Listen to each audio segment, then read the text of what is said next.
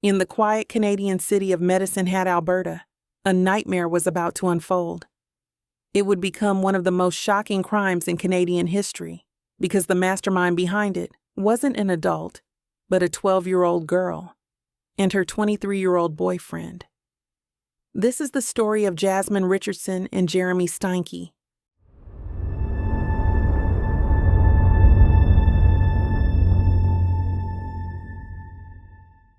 John Mark, known simply as Mark, and his wife Deborah were survivors in their own right.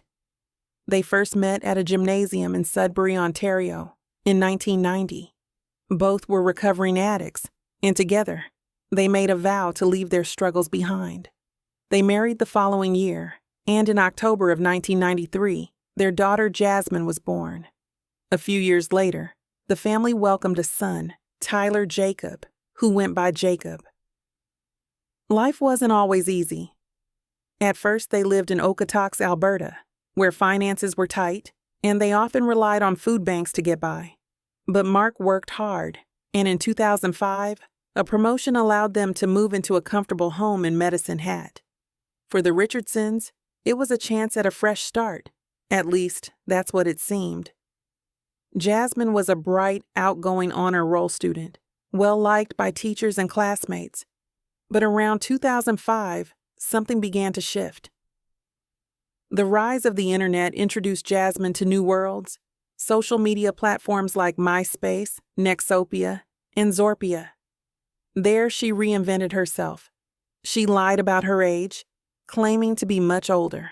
She posted provocative photos, declared herself bisexual, Wiccan, and fascinated by darkness. She idolized serial killers, obsessed over Jeffrey Dahmer, and admired shock icons like Marilyn Manson. Soon, Jasmine adopted the gothic lifestyle, wearing black clothing, heavy eyeliner, painted nails, and choker necklaces. She started hanging around with older kids, some who introduced her to drinking, smoking, and rebellion. Her parents grew worried. School officials took notice too, suspending her for violating dress codes. But the more her family pushed back, the more Jasmine resisted. Jeremy Steinke was born in 1983, 10 years before Jasmine. His childhood was scarred by abuse. His father and multiple stepfathers beat him relentlessly.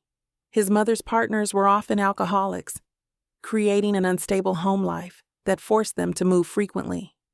He was bullied at school and cruelly nicknamed Stinky because of his last name. Jeremy struggled to fit in. By age 14, he had already turned to drugs, mushrooms, ecstasy, acid, and marijuana. By 16, he dropped out of high school. Attempts to rebuild his life failed. He briefly attended college, worked at Tim Hortons, and even considered an oilfield apprenticeship. But his substance use and instability dragged him down. Like Jasmine, Jeremy was drawn to the gothic subculture. He dressed in black, painted his face, listened to heavy metal, and hung around with teens, often providing them with alcohol and drugs. He gained respect within these groups, even as adults around him saw him as dangerous. In January 2006, a mutual friend introduced Jeremy to Jasmine. Despite being 23, Jeremy claimed he didn't know Jasmine was only 12. She, in turn, told him she was much older. No matter what the truth was, what followed was an intense, toxic romance. Jasmine fell hard. The pair spent hours online exchanging dark fantasies and plans to be together. Her parents, horrified by the age gap, forbade the relationship. But Jasmine always found ways to sneak out, attending concerts, parties, and the local mall with Jeremy. Her relationship with her parents grew increasingly volatile. She was grounded repeatedly, her electronics confiscated. She was caught kissing Jeremy in a parking lot. She began to speak openly of her hatred for her family.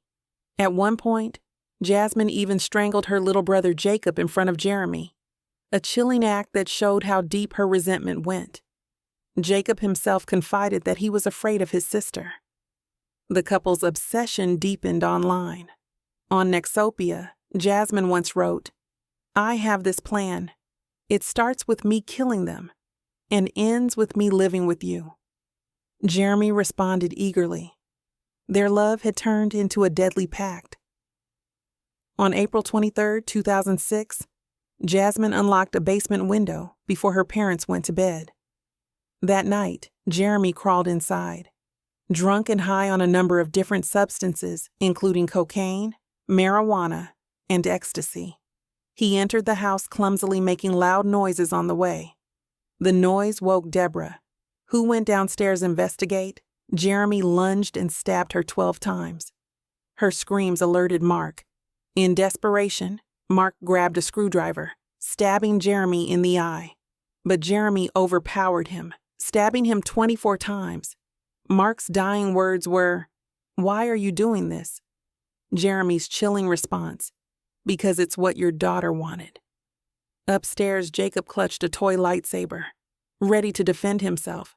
But against Jeremy, or perhaps Jasmine herself, he had no chance. He was stabbed repeatedly, his throat cut. To this day, it remains unclear which of them delivered the fatal blow. Each blamed the other. The couple later rationalized that Jacob had to die, so he wouldn't end up in foster care. After the murders, Jeremy fled in his truck. Jasmine stayed behind briefly, cleaning the crime scene, then grabbed her mother's purse and credit cards, withdrew cash, and went to Jeremy's home. The two had sex, then the following day attended a party. Shockingly, partygoers described the pair as laughing, making out, and bragging. Jeremy allegedly said he gutted them like fish, while Jasmine coldly remarked, "My little brother gargled." But their arrogance sealed their fate. Witnesses reported them. Police tracked them down to a gas station in Leader, Saskatchewan. They were arrested without incident.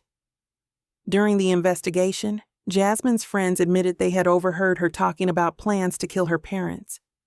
Jeremy's friends said he had confided in them as well, even asking for help. None took him seriously. Just hours before the murders, Jasmine posted an ominous message online. "Welcome to my tragic end."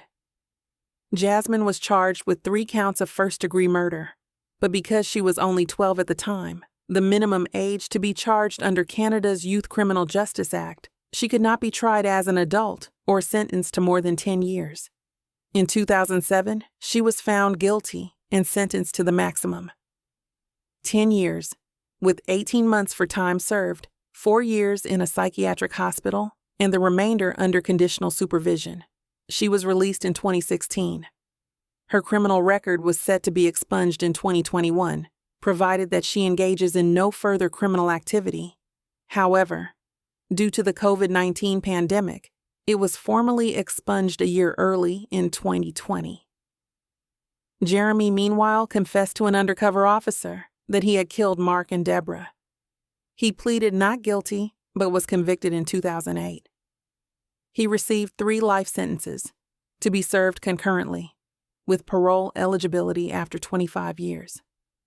During early court proceedings, it was theorized that he would be prosecuted for statutory rape due to his unlawful relationship with Jasmine, but this charge was ultimately never pursued.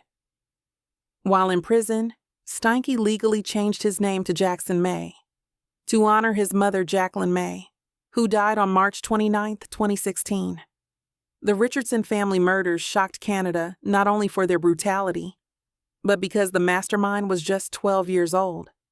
Jasmine Richardson has since walked free, her identity protected, her past legally sealed.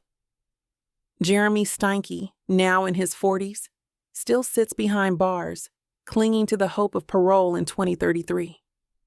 Should Jasmine Richardson, a child when she orchestrated these killings, be forgiven and allowed to live a new life? Or are some crimes too dark, too cruel, to ever be redeemed? Let us know your thoughts in the comments. That's case closed. Well, at least on paper. Let us know your thoughts about this story. Was the punishment fitting for the crime committed, or should it be more severe? If you have a story suggestion, leave it below in the comments. Before you go, be sure you like the video and share it with someone who is obsessed with true crime like we are.